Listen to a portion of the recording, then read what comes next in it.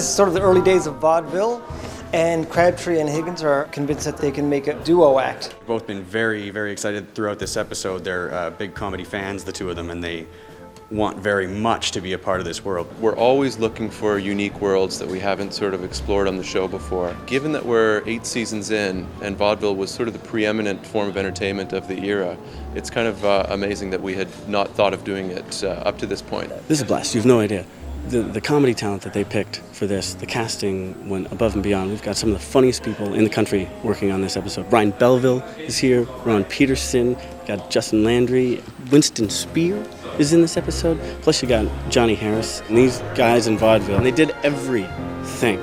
So the juggling and the acrobats and the impressions and the dancing and the this and the that, and then the jokes as well. They were true entertainers, and I think we get a glimpse of that in this episode. I guess what made vaudeville different was it was cheap, and it was everywhere. It was the biggest form of entertainment in the early 1900s. It was the entertainment of the time. There was nothing came close to it. There was lots of acts. I mean, you name it. You could see everything. You could see a big 7-person tumbling act, and then next would be a lady singer. Then it would be a comedy animal act, like the mules or chickens playing instruments or cat orchestra or something. There was cheap acts, which were horrible acts, so they called them chasers. And these theaters that did 3 or 4 shows a day had to empty out the seat for more customers, so they'd put the chaser on, and it'd be a terrible act, and people would leave, right? I came to the Scottish Rite because the show we're doing is about vaudeville, and vaudeville just after the turn of the century.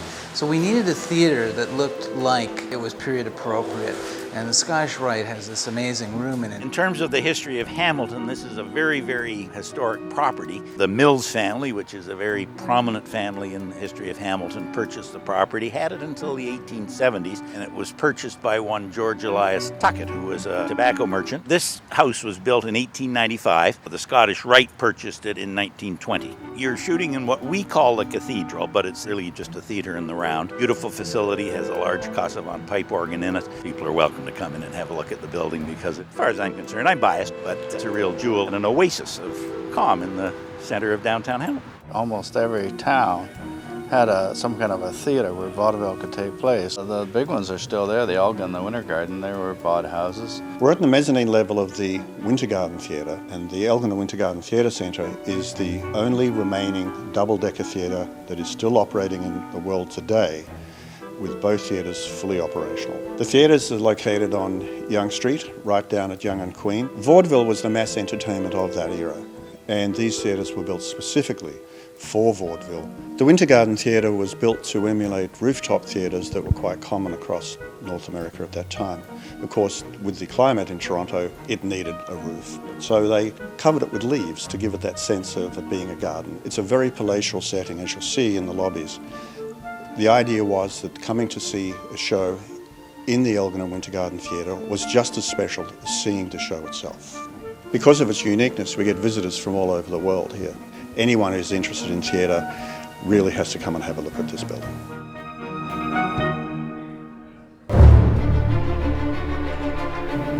What the hell are you doing here?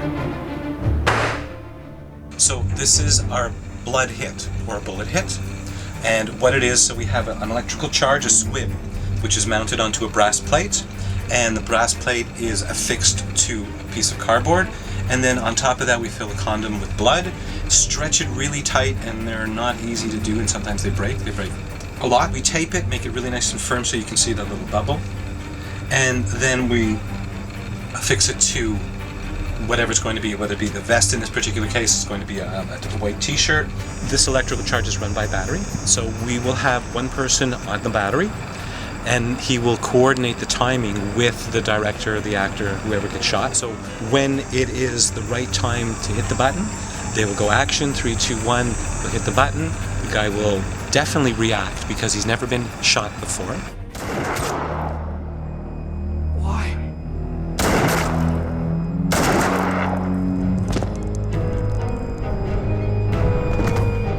There's this tremendous amount of anticipation. They rig you up and they tell you that it's gonna feel like a hard slap. Yeah, it was incredible. There was that hard slap feeling. Wasn't too painful, but it's something that you can use to react off of, right? You're getting shot.